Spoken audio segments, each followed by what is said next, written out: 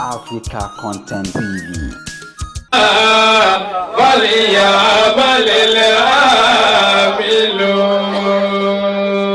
Ìbéèrè ni o látọ̀dọ̀ Ọlọ́run. Ọlọ́run fúnra ẹ̀ ló fi béèrè lèmi tẹ̀lé ha. Eléyìí ọ̀dà báyìí àbí ọ̀dà. Wọ́n ní ẹ̀dáhùn ìbéèrè Wọ́n béèrè lọ́wọ́ gbogbo tí jẹ́ ẹ̀ràn àwòrì tó wà níbí pé eléyìí dáa àbí ọ̀dà. Ọ̀gbọ́ ẹ pariwo dídá rẹ̀ fẹ́. Ọmọ ní ìbàjẹ́ láíláí. Inna hadha lahuwa al-fawzul azim. Èrè ńlá ló jẹ́ fún yín o. Lahuwa al-fawzul azim. Mo ní àní gbára wa lásìkò mọ́. Mo rìn káàkiri ayé. Mo dé àwọn àyè ńláńlá ní Nàìjíríà. Ní gbogbo tí jẹ́ òkè òkun. Amẹ́ríkà ni, London ni, Paris ni, Spain ni, Germany ni, Canada ni. Ká sọ orírun àwa Mùsùlùmí Saudi Arabia. Gbogbo mo ṣe wá rìn tó, mo rí gbogbo lọ́balọ́ba. Mo sọ ọ̀rọ̀ kan ní Ilé-Ifẹ̀, wọn ò ní gbàgbé láíláí. Wọ́n ń wọ́nà láti tún ṣe títí dàsìkò tí mò ń sọ̀rọ̀ lọ́wọ́ ìkò tí ì ṣe tún ṣe. Orí mo sì wà nílé Ifẹ̀ ní ọjọ́ Monday tó kọjá ẹ̀. Èmi ò ríru eléyìí rí o. Ẹ̀yin àfáà tẹ wà lẹ́yìn Àwórì bí. Tẹ́ ẹ̀ bá dúpẹ́ fọ́lọ́run wà láì ọlọ́mọ jẹ yíyà.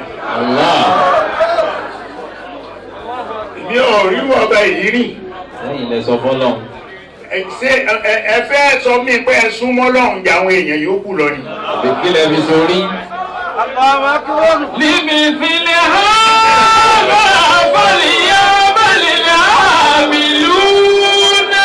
Líbi ìpínlẹ̀ ha. Líbi ìpínlẹ̀ ha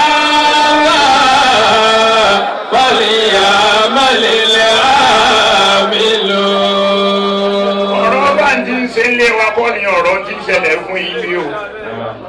Ẹ̀yin àfáà tí wọ́n wàá fẹ́ gbà yíyànjú ní gbólóhùn kan ẹ̀yin àfáà ni pé ẹ̀ka ọwọ́ ọ̀kánjúwà yín kú lẹ̀.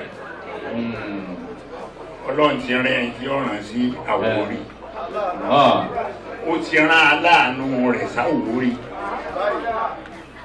Ẹ̀yin àfáà ló sì wàá fẹ́ fẹ́fọ́ jù. Àsìkò tí ọba wa Sùlẹ̀mánà yìí gbogbo ọba tó bá pò ma oníbàrí gbogbo wọn ni wọ́n dolówó. Ó dà bẹ́yìn ò lówó lọ tẹ́lẹ̀ tó fi wá jọba nígbà tó ti lè jẹ́ pé lábẹ́ oníbà lọ wà oní olówó. Òsì ò tún ya ìlú ibà mọ́. Ẹ̀yin àfáyàwó aká ọ̀kan ju ara yẹn kúrò lẹ̀. Ẹ jẹ́ kí àwọn àfáà yòókù gbogbo Èkó kí wọ́n mọ̀ pé Ọlọ́run kò dí sẹ́nìkan jẹ nìkan lọ. Inna hadha lahuwa al-fawzul azim. Wàláhì kì í sọ̀rọ̀ ẹnu. Nǹkan tí oníbàndánwò yìí tọ̀. Ṣùgbọ́n ọ̀rọ̀ Ànábì Muhammad onílà yaruddu al-qada'a illa du'a. Wala yasi.